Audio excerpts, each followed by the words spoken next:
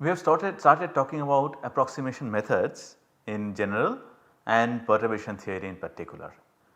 So far we have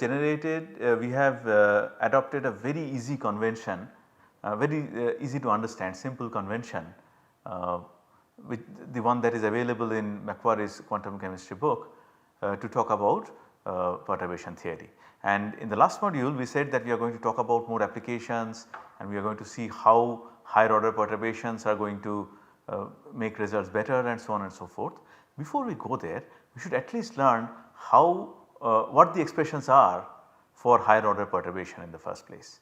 And also I had told you very sketchily that the wave functions, perturbed wave functions are written as linear sums of the unperturbed wave functions. There is another issue that deserves a little more attention at this time. So what we will do today is that now that we are familiar with the language of quantum chemistry, we will try to see whether we understand the way this treatment is there in a little more difficult but definitely much more detailed book by F.L. Piller, Elementary Quantum Chemistry. And we will see what happens when we go higher up the ladder and try to do higher order perturbations. This graphic is from the cover of an album, Stairway to Heaven. I leave it to you to find out which band had published this album. Right. So, we are discussing perturbation theory for non-degenerate states, which means that very quickly in one of the next modules we will also have to talk about degenerate states, because the treatment will be a little different. Essentially we will get similar results, but degeneracy has to be factored later on. For now we do not worry about that, we consider every state has a unique energy. We do not have any two states with the same energy. For that, now what we are doing is we are writing this perturbation to the Hamiltonian a little differently. Earlier the convention we had used is Hamiltonian is equal to 0th order Hamiltonian plus first order plus second order, so on and so forth, right. That gives us many terms. Now we will write it in a more compact form.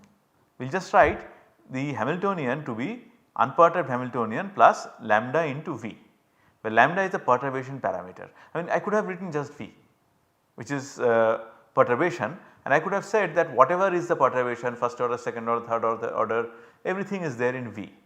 But lambda acts as a dial, as Piller has said it very nicely, a regulator. I mean you have regulators in fan, right. You want higher fan speed, you just turn the regulator a little bit. So this is like a regulator of perturbation. If you want to go higher up in perturbation, just have to increase the value of lambda. The expressions for wave function and energy are more or less the same. You write wave function as psi k, the kth state wave function is equal to the unperturbed wave function for that state plus a sum of lambda to the power j, jth order correction term for the wave function of kth level, lambda to the power j psi k jth, that is how we write it. So, the coefficient becomes lambda to the power j. So, this lambda gives us a module to handle the entire problem using sort of one parameter. That is the good thing about it, and we will see how we can get nice systematic results by taking this approach. Expression for energy is very similar to in form to the expression of the wave function. Ek is equal to unperturbed energy for the kth state plus sum over lambda to the power j Ek jth, alright. So, this is the formulation. Now what we will do is we are going to write Schrodinger equation for the kth state of the perturbed system, and we can write it in this form. Well, h psi equal to E psi of course. So, I can bring everything to the left hand side, have 0 on the right hand side, and then on the left hand side I get this operator h hat minus Ek operating on psi k. So, we have encountered this operator earlier. What I did not tell you explicitly is that when this happens, when an operator operates on a function to produce 0, that means it has made the function vanish or annihilate.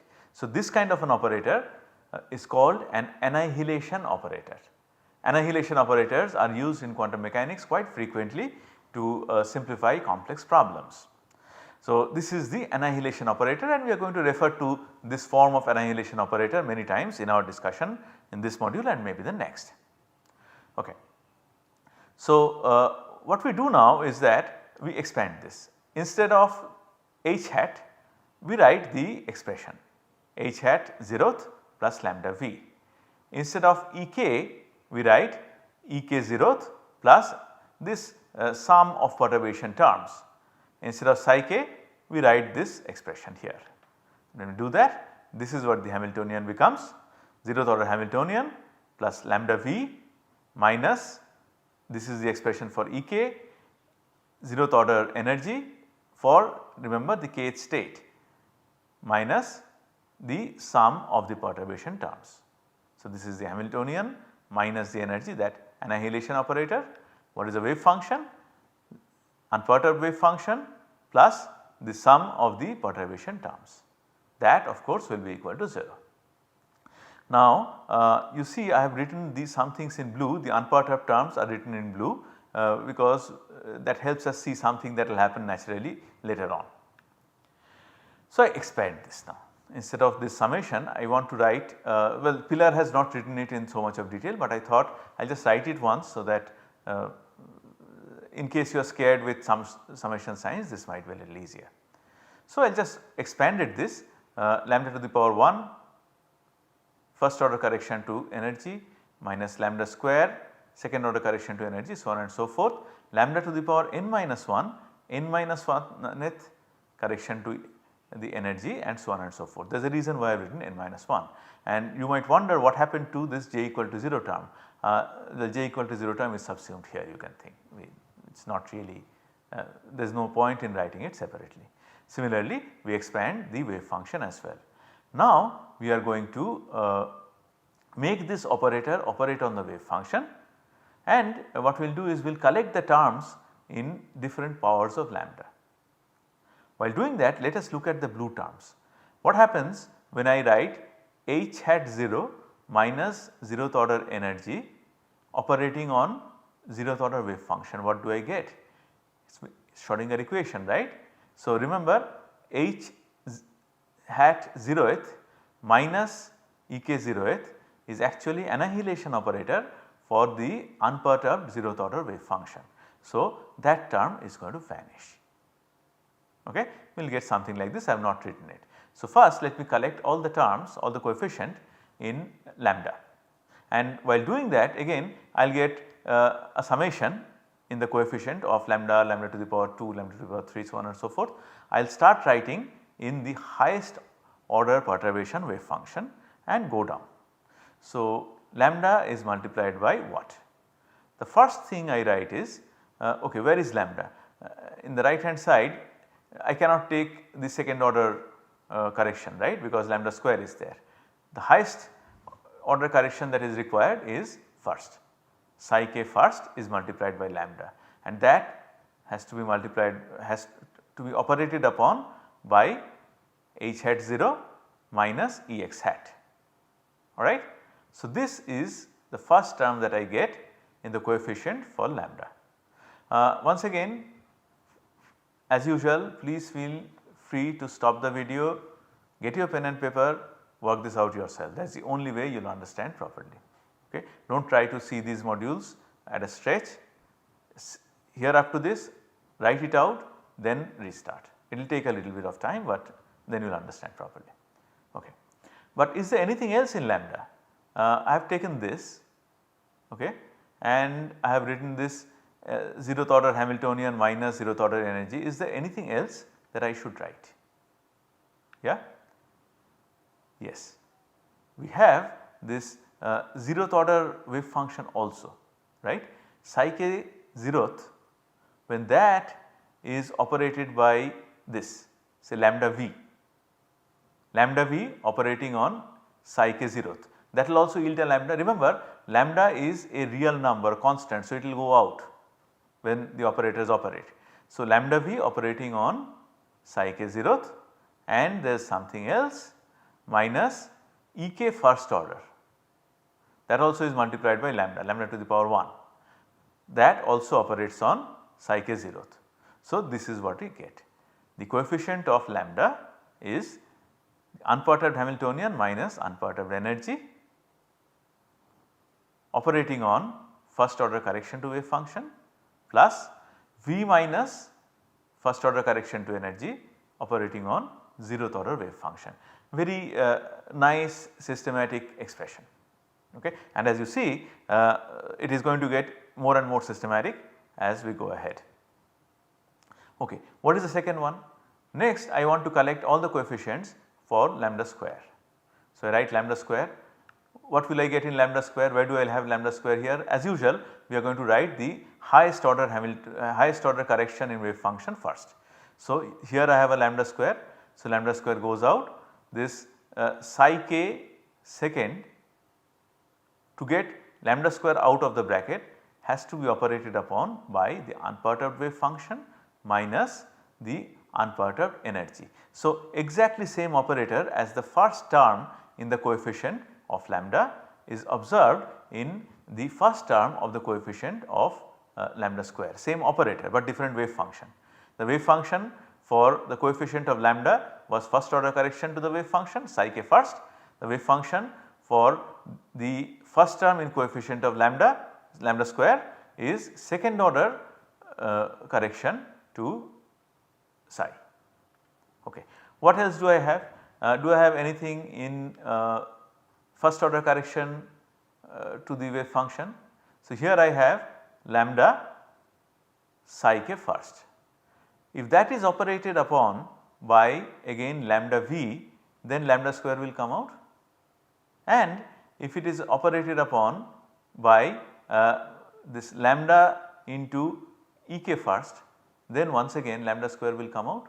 So, the second term is v minus ek first operating upon psi k first.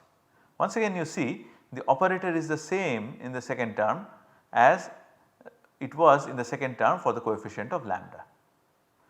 What is the third term?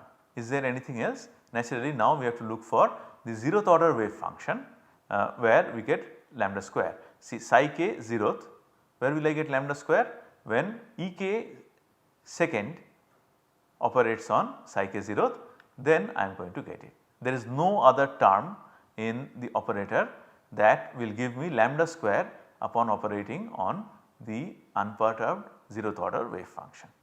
So, this is what we get, and that is the complete expression for the coefficient of lambda square. So, you see what is emerging as a trend is that the first term has the same operator and it operates on the nth order wave function, nth order correction to wave function, where n is the exponent to which lambda is raised. The second term is v minus ex first operating on, well, here it is psi x 0th, here it is psi x first. So, well, 1 is 2 minus 1 and 0 is 1 minus 1.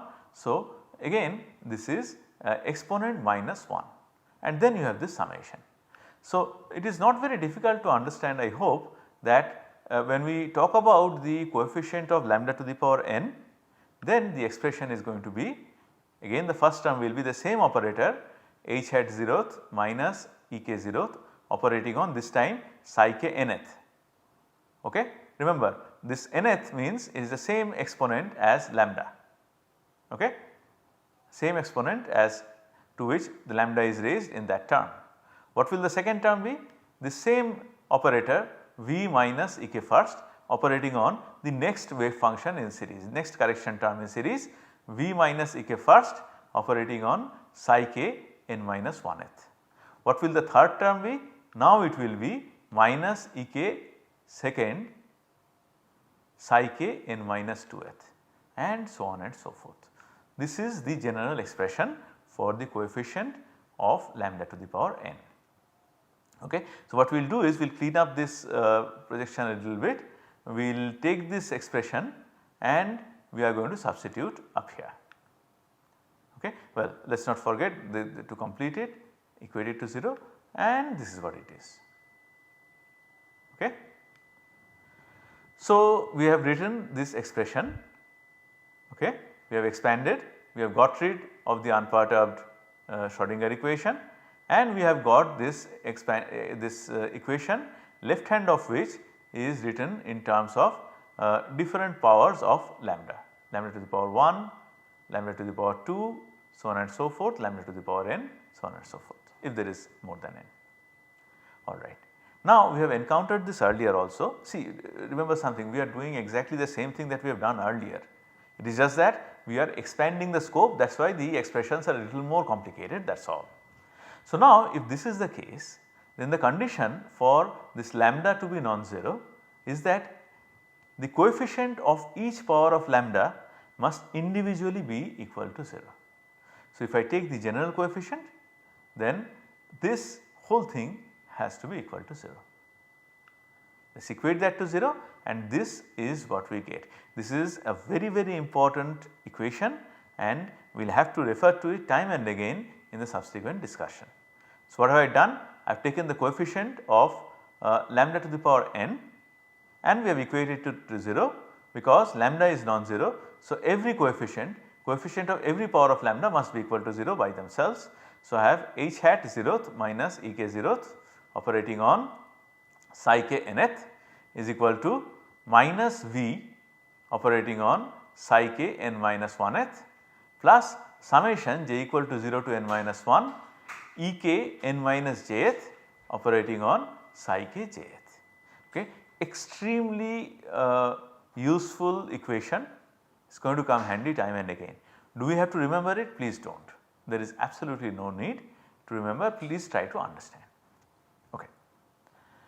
So now when we have something like this, to simplify, as we have said earlier, the most common technique in quantum mechanics is left multiply by a complex conjugate of an appropriate wave function, integrate over the function space. And the appropriate wave function in this case is psi k 0th. Okay. We are working with the kth state, right. So, it is natural that we are going to left multiply by complex conjugate of one of the wave functions associated with this state, and the best thing to do is to take psi k 0th because that is the unperturbed wave function. That is going to simplify the problem, as we will see. So, we left multiply by psi k 0th and integrate over all space. We are going to write the rest of the discussion in bracket notation. I hope we have not forgotten bracket notation. I think we have said it several times, but since we are recording it over some time, I have also forgotten to what extent we have written. What we say is this: if I write say psi, this is called the bra vector. Psi in bra vector means essentially psi star. This is called ket vector. Psi in ket vector essentially means psi, and we will write psi I and psi j. Then when we combine, if we write, this is called bracket bra psi I ket psi j, this essentially means integral over all space psi I star psi j d tau. It is as simple as that. Okay. I think we have said it several times earlier, but still just in case somebody is confused. Okay. So, we left multiply and integrate over all function space, this is what we get. Psi k 0th, remember when I write psi k 0th in bra vector, it essentially means its complex conjugate, please do not get confused about that, multiplied by h 0th minus E k 0th operating on psi k nth. Usually we write another vertical, draw another vertical line here to just make it look good. Okay. Right hand side, what I have got? I have got minus psi k 0th star V psi k n minus 1th integrated over all space, and I have got summation j equal to 0 to n minus 1th. See, I am multiplying by one quantity, right. So, there is no problem, this is a specific quantity psi k 0th, no problem in taking it inside and then integrating. So, I have a sum of integrals, each of it which is psi k 0th E k n minus jth psi k jth. Okay. Let us see how this helps simplify the situation. So, to do that we realize, we understand that this E k n minus jth is a constant, it is a value of energy, right, value of some correction to energy, it is a number. So, I can bring it out, okay, bring it out outside the integral, but not outside the summation sign. We are summing over j, here we have n minus j. So, we cannot bring it outside the summation, inside the summation, but outside the integral. Good thing is then the integral becomes psi k 0th psi k jth, and as we will see that simplifies to a very beautiful expression. We will see. Alright, what about the left hand side? In the left hand side these two wave functions can change places if we use the turnover rule that we had studied in one of the earlier modules as the property of Hermitian operator. Remember, I did not tell you explicitly at that time that this is called turnover rule, but here it is for you, you know what it is. So, I can just interchange psi k 0th and psi k nth. Why? Because we know that h 0th minus ek 0th will operate on psi k 0th. Not only that, it will make it 0, remember, annihilation operator. So, we use the turnover rule and we get this expression. We get integral psi k nth h 0th minus ek 0th operating on psi k 0 integral over all space is equal to minus psi k 0th star v psi k n minus 1th integrated over all space plus this summation, where I have taken the integral out of the I have taken this energy out of the integral sign, but definitely not outside the summation. Now life is getting a little simpler. So this is remember annihilation operator operating on the wave function, that is going to become 0. So the entire left hand side becomes 0. What about the right hand side? In the right hand side I am left with this integral psi k 0th v psi k n minus 1th, and I am left with this summation. So we now need to think how this summation pans out, right. So we need to see whether it is possible to simplify the summation a little more. Let us see. To do that, we remember that perturbation theory is valid only for small disturbances, and in fact we have said this earlier in some other context. So it is without any loss in generality, we can consider that integral psi k 0th star psi k is equal to 1. Does this make sense?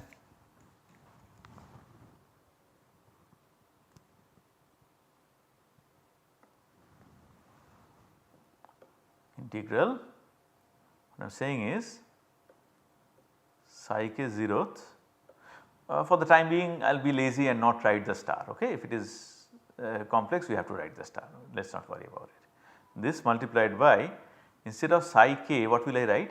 I will write psi k 0th plus, well, summation lambda I psi k I lambda I to the power I,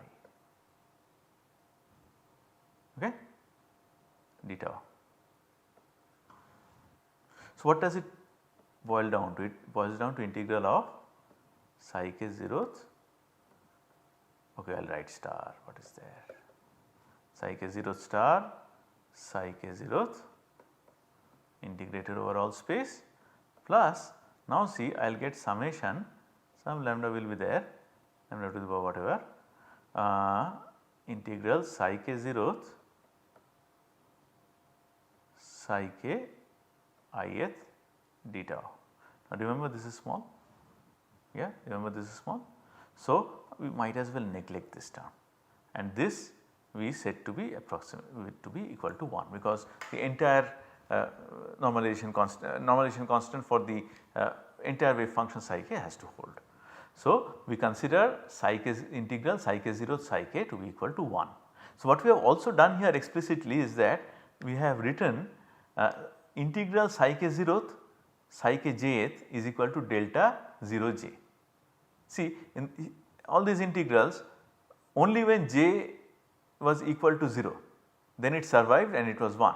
Whenever j was anything other than 0, it was 0. So we write this delta function psi k 0th psi k j, well, psi k 0th star psi k j integrated over all psi k jth integrated over all space turns out to be delta 0 j, right. 1 for j equal to 0 and 0 for j non-zero, all other values of j. Okay. So, how does that help our cause? What are we trying to find out? We are trying to evaluate this integral, we are trying to evaluate this summation. In this summation we have integral psi k 0th, psi k jth. Yeah. So, what are we saying here? We are saying here that that integral turns out to be Kronecker delta, delta 0 jth. Okay.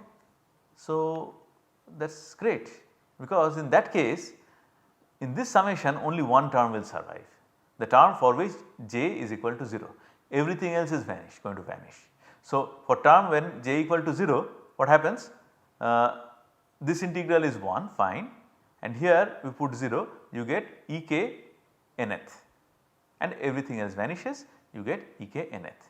So, this integral that we have obtained here, integral psi k 0th star v psi k n minus 1th, that integral turns out to be the expression for the nth order perturbation to the energy of the kth state.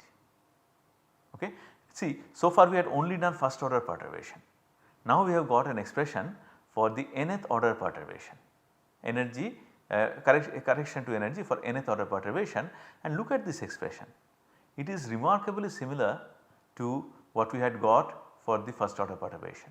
Not only that, what we got for the first order perturbation is not surprisingly a special case of this nth order perturbation, right. Just put n equal to 1, what will you get? This becomes psi k 0th. Was not that the expression for the first order perturbation term, first order correction to energy, integral psi k 0th star v psi k 0th? Yeah. So, this here gives us the expression very nicely for the nth order perturbation of for the correction to energy because of nth order perturbation. Well, we are almost done with this discussion, but we would like to close the module here, come back for a shorter module, so that you get time to go through this and make sure that all of us have understood everything before embarking on the next part of the story.